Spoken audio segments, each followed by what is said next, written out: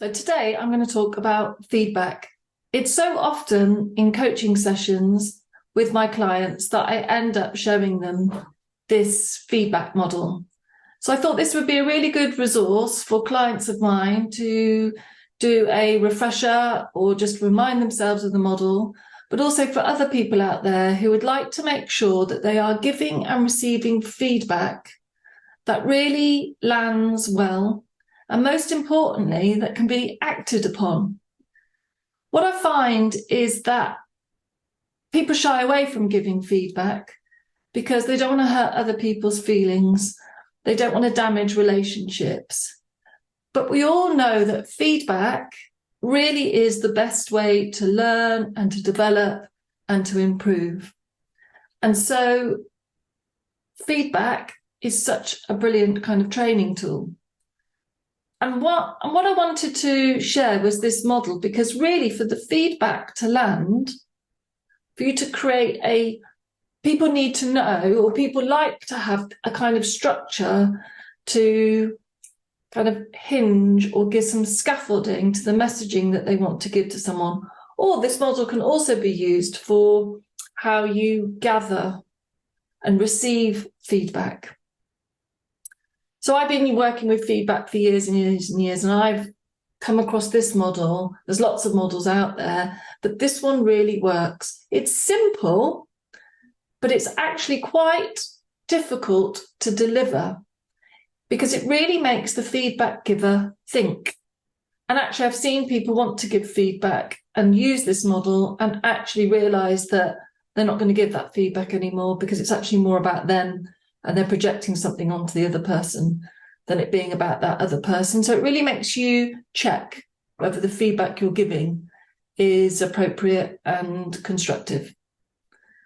Now, for feedback to land really well, it has to have 3 pieces of information in, or else it won't land. It won't be useful. And those 3 pieces of information are evidence, inference, and impact. And that's why I've got these 3 columns here on the sheet, because I think it really helps to see it kind of laid out like this. So the first column is evidence. And by evidence, I mean, what have you seen or heard?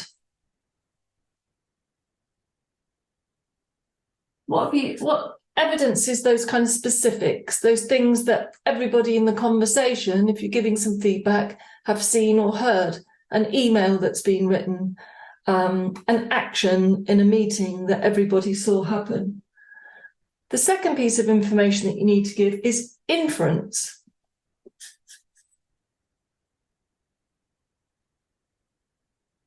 And by inference, I mean, this is the kind of meaning making that we do.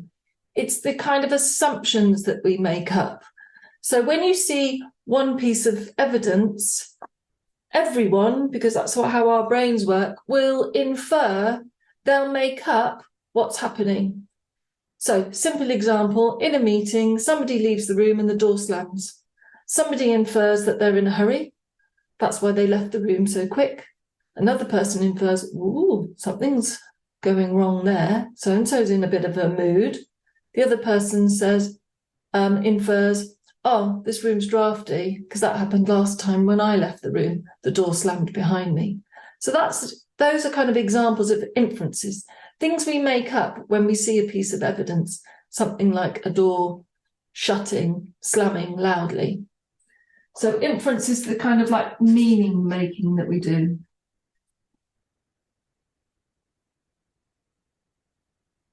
And the third thing that needs to be in our feedback to make sure that it really lands is impact. And describing the impact that it's had on you is the most powerful, but also asking them the impact it's had on them, or maybe describing the impact that it's had on the team. So evidence, inference, impact. It's really critical that whatever feedback you give, good, bad, the ugly, has these 3 different parts in it if you really want it to land. When giving feedback in a more kind of constructive way, the other thing that you might want to do in a more holistic way is answer 3 questions. So the first question is, what's working well?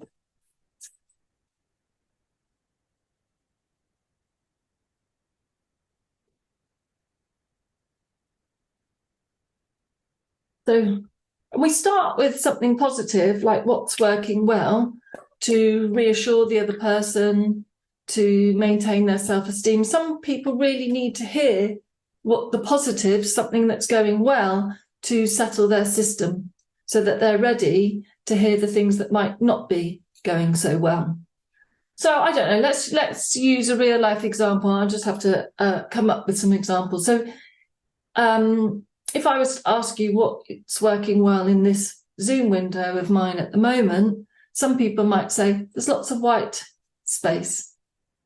Okay, so there's lots of white space. So what's the evidence there that there's lots of white space?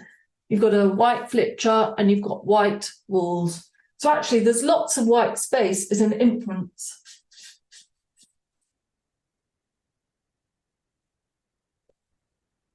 And it's an inference because what you consider to be lots of, and what I consider to be lots of, could very well be different. Someone might say, well, there isn't lots of white space, there's lots going on. But someone might say it's lots of white space. So what's the evidence? What have you seen or heard that there's lots of white space? To really make it specific, the evidence has to be, there's a flip chart, the white page of a flip chart, and white walls. And that makes me think that there's lots of white space. And then I'd want to know, well, what's the impact of that? Oh, for me, it's quite calming. For somebody else, it might be too stark. But in order for me to understand what people think of my Zoom window and what's working well for them, lots of white space, white flip chart, white wall, and it's calming. I'm like, oh, okay, I can understand that. Then, of course, you're going to ask, well, what's not working so well?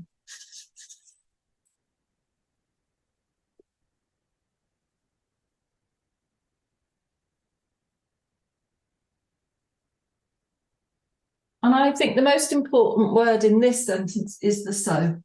What's not working so well? Can you hear the difference? What's not working well to what's not working so well? I think just the introduction of that little word so, what's not working so well, kind of softens the question, makes it less challenging or intimidating, but also it encourages the little things. What's not working so well? And really with feedback, that's what you want to be having, is a feedback conversation where you're encouraging the little things, encouraging the little nuggets of feedback before they become into the big and more difficult things. So we want to know the little things, what's not going so well. So just thinking of an example using my Zoom window again, what's not going so well? Somebody might say, I can't see the picture. Again, that's an inference. The others might say, well, you can. There's bits of it you can see. So what someone might need to say to be more specific is Rachel's head's in front of the picture.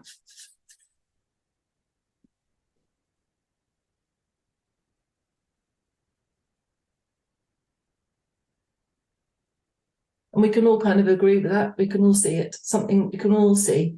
So Rachel's head's in front of the picture. I can't see the picture, and the impact on you, it's a bit confusing. I'm trying to read it when she's moving. So I'm finding it's confusing, or probably what someone would say, it's distracting. What's quite interesting about laying it out like this and using inferences is that I might say, well, and what about anyone else? What's happening for them with the picture behind my head? Somebody might say, I hadn't even noticed. It doesn't bother me at all. So what's interesting about inferences is we can all, using this model, we can all own our own inferences. And very often the inferences for everybody will be different. And so this model helps us unpack feedback and find out the multiple differences that are going on around a certain piece of evidence. Like, I don't know, could be a budget, could be our turnover for the year, could be the temperature in the room. Had some really interesting conversations with teams about using this model on the temperature in the room. Some people are hot, some people are cold, it's very, very interesting. Anyway, the last question that we need to ask to have feedback in this, use feedback in this holistic model is, and what would work better?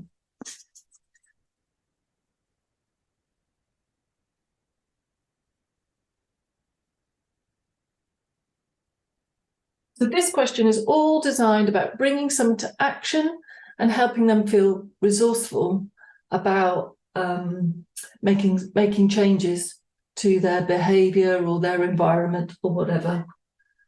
So what would work better? And here we're trying to kind of project what would we see or hear if it worked better. So somebody could, if we're using this benign example of my office, my Zoom window, somebody could say, remove the picture. Remove picture, then there'd be more white space. That's what they'd be inferring. And the impact, it would be easier to concentrate.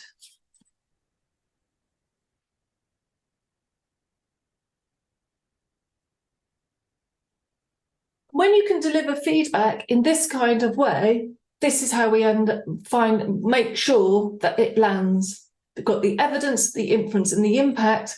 But if we're doing feedback in a more kind of formal setting, we'd also want to be asking these questions.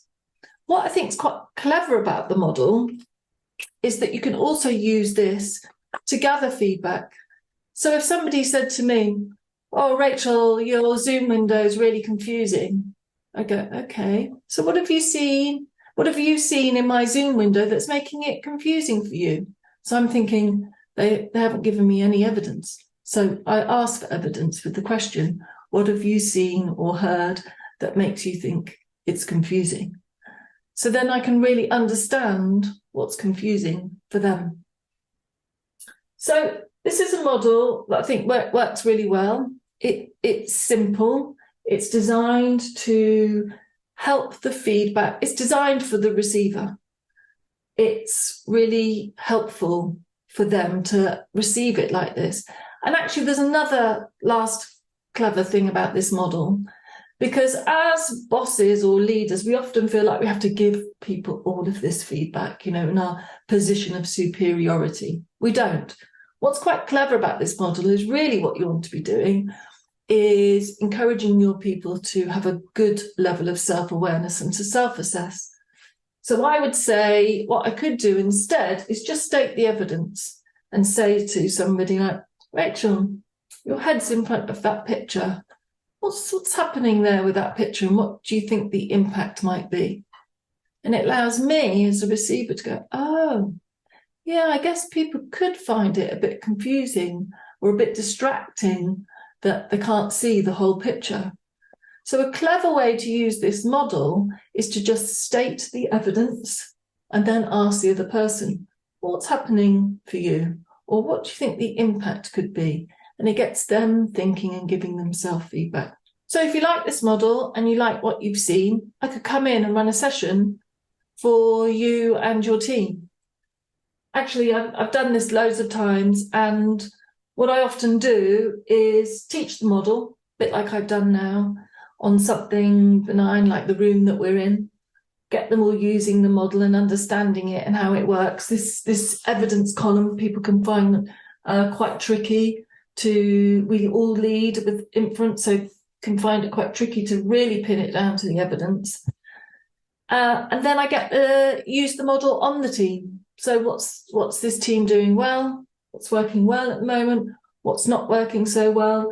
And what would work better for this team? And then these bits here then turn into an action plan. So an actions, team development, and then a team action plan. And then, of course, what you're also doing by teaching them this model is giving them confidence to give each other more feedback. So then you're starting to create a culture of continuous improvement through feedback. So if you'd like me to come in and run a session like this for you and your team, get in touch.